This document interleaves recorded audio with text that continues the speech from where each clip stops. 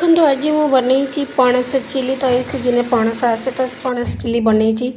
ତ ୱେଲକମ୍ କରୁଛି ମୁଁ ନ୍ୟୁ ୟୁଟ୍ୟୁବ୍ ଚ୍ୟାନେଲ୍ ମନି ସାଇଜ୍ ବ୍ଲଗ୍ରୁ। ତ ଚାଲନ୍ତୁ ଷ୍ଟାର୍ଟ କରିବା। ଏବେ ମୁଁ ପଣସକୁ ଛୋଟ ଛୋଟ ସାଇଜ୍ କାଟି ଦେଇଛି। ବେଶୀ ବଡ଼ କରିବେନି କି ବେଶୀ ଛୋଟ ବି କରିବେନି, ମିଡ଼ିୟମ୍ ସାଇଜ୍ରେ ରଖିବେ। ତାକୁ ମୁଁ ପଣସ ଭଲ ଭାବେ ଧୋଇ ଦେଇକି ପାଣି ଦେଇ ଦେଇଛି। ଆଉ ତା ଦେହରେ ମୁଁ ହଳଦୀ ଟିକେ ପକାଇଲି, ଲୁଣ ପକାଇଲି। ତାପରେ ଆମେ ପ୍ରଥମେ କ'ଣ କରିବା, ଗ୍ୟାସ୍ ଅନ୍ କରିକି ଆପଣ ଗୋଟେ ଜାଗାରେ କି ପାତ୍ରରେ ଆପଣ କଢ଼େଇରେ ବି ସିଝେଇ ପାରିବେ। ଆପଣ ଯଦି ପ୍ରେସରରେ ସିଝାଉଛନ୍ତି ତ ଗୋଟେ ସିଟି ଦେବେ, ସାଙ୍ଗେ ସାଙ୍ଗେ ବାହାର କରିଦେବେ। କାହିଁକିନା ପଣସ ବେଶୀ ସିଝିଗଲେ ତା ପଣସ ଚିଲିଟା ଫିଟିଯିବ, ଭଲ ଲାଗିବନି। ତ ମୋର ସିଝିଗଲାଣି, ତ ଆମେ ଥଣ୍ଡା କରିଦେବା। ଥଣ୍ଡା ହୋଇଗଲା ପରେ ମୁଁ ଗୋଟେ ଚାମଚ ମଇଦା ନେଇଛି, ତା ସହିତ କର୍ଣ୍ଣଫ୍ଲାୱାର ନେଉଛି। କର୍ଣ୍ଣଫ୍ଲାୱାର ବଦଳରେ ଆପଣ ଚାଉଳ ଚୁନା ବି ନେଇପାରିବେ। ତ ଏଥିରେ ଟିକେ ମୁଁ ସୋୟା ସସ୍ ପକାଇଲି, ହଳଦୀ ଗୁଣ୍ଡ ଟିକେ ପକାଇଲି, କାଶ୍ମୀରୀ ଲଙ୍କା ଗୁଣ୍ଡ ଟିକେ ପକାଇଲି। ଆପଣ ଯଦି ଫୁଡ଼୍ କଲର୍ ପକାଇବେ ତ ପକାଇବେ, କିନ୍ତୁ ଫୁଡ଼୍ କଲର୍ ଦେହ ପାଇଁ ଭଲ ନୁହେଁ। ସ୍ୱାଦ ଅନୁସାରେ ମୁଁ ଲୁଣ ବି ପକାଇଛି। ତ ଚାଲନ୍ତୁ ଭଲ ଭାବେ ଗୋଳେଇ ଦେବା। ଏଥିରେ ପାଣି ଦେବାନି, କାହିଁକିନା ପଣସଟା ଯେଉଁ ପାଣି ଥାଏ। ତ ଆପଣ ଯଦି ବି ପାଣି ଦରକାର ହୁଏ ତ ଛିଞ୍ଚି ଛିଞ୍ଚି ଦେବେ ପାଣି। ତ ଦେଖନ୍ତୁ ମୁଁ ଭଲ ଭାବେ ଗୋଳେଇ ଦେଇଛି। ତ ଏଇ ଟାଇପ୍ର ହେଇଯାଇଛି, ଜମା ବି ପାଣିଆ କରିବେନି, ପୁରା ଥିକନେସ୍ ରଖିବେ। ତାପରେ ମୁଁ ଏବେ ଗ୍ୟାସ୍ ଅନ୍ କରିକି କଢ଼େଇଟା ବସାଇ ଦେଇଛି। ତ କଢ଼େଇରେ ଅଳ୍ପ ତେଲ ନେଇଛି। ତେଲ ଗରମ ହେଲା ପରେ ଆମେ ପଣସ ପକାଇବା। ଗରମ ହେଇଗଲାଣି, ତ ମୁଁ ଏବେ ପଣସ ଯେଉଁ ପ୍ରିପେୟାର କରିକି ରଖିଥିବାକୁ ତାକୁ ପ୍ରଥମେ ଆମେ ଫ୍ରାଏ କରିଦେବା ଭଲ ଭାବେ। ତ ଭଲ ଭାବେ ଆପଣ ଫ୍ରାଏ କରିବେ, ବେଶୀ ପୁରା ହାର୍ଡ଼ କରିବେନି। ଦେଖନ୍ତୁ କେଉଁଟା ସୁନ୍ଦର ବି କଲର୍ ଆସିଛି। ମୁଁ କଲର୍ ନ ପକାଇ ବି ଭଲ କଲର୍ ଆସିଛି। ତ ତା ପଣସ ଭଲ ଭାବେ ଆମର ଫ୍ରାଏ ବି ହେଇଗଲାଣି। ତ ମୁଁ ଏପଟେ ପଣସ ସବୁକିଛି ଏମିତି ଫ୍ରାଏ କରିକି ରଖିଦେଇଛି। ଦେଖନ୍ତୁ ଉପର କ୍ରିସ୍ପି ଆଉ ଭିତର ପୁରା ସଫ୍ଟ ଅଛି। ଆପଣ ଏମିତି ବି ବନାନ୍ତୁ, ବହୁତ ବଢ଼ିଆ ଟେଷ୍ଟ ଲାଗିବ। ତାପରେ ମୁଁ ପ୍ରିପେୟାର କରିଛି ଏଠି ପିଆଜ ନେଇଛି 2ଟା। ତ ଆପଣ ଏଇ ସାଇଜ୍ ପିଆଜ କାଟିବେ, କ୍ୟାପ୍ସିକମ୍ ଗୋଟେ, ତା ସହିତ କଞ୍ଚା ଲଙ୍କା, ରସୁଣ ଆଉ ଅଦା ଛୋଟ ଛୋଟ କରି ସବୁ କାଟି ଦେଇଛି। ଏପଟେ ତେଲ ଗରମ ହେବା ଭିତରେ ଆମେ ଚାଲ ପ୍ରିପେୟାର କରିଦେବା। ଗୋଟେ ଗିନାରେ ହେଉ, ଗୋଟେ ପାତ୍ରରେ ହେଉ, ଆପଣ ଗୋଟେ ଚାମଚ ଚିଲି ସସ୍ ନେବେ। ରାଗ ଅନୁସାରେ ଆପଣ ଦେଖିକି ନେବେ।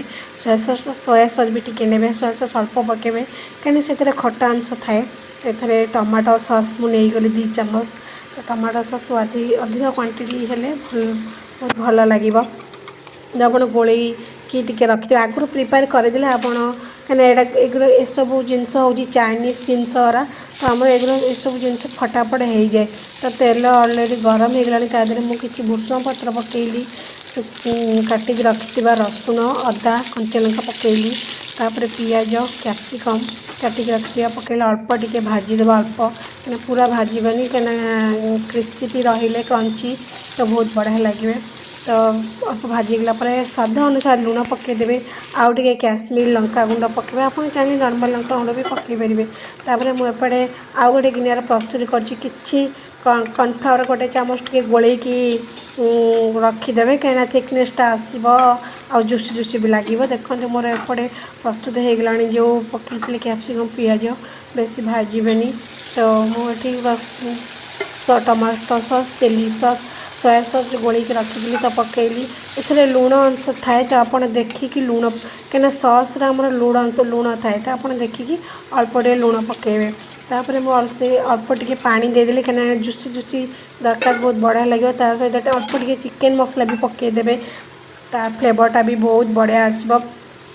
ତାପରେ ଗୋଳେଇକି ରଖିଦେବା ଆମେ କର୍ଣ୍ଣଫ୍ଲାୱାର ପାଣିକି ବି ଆମେ ପକାଇଦେବା। ତ ଅଳ୍ପ ଟିକେ ଫୁଟିବାକୁ ଛାଡ଼ିଦେବା, କାହିଁକିନା ତା ସ୍ମେଲ୍ଟା, କଞ୍ଚା ସ୍ମେଲ୍ଟା କର୍ଣ୍ଣଫ୍ଲାୱାରର ପଳେଇବ।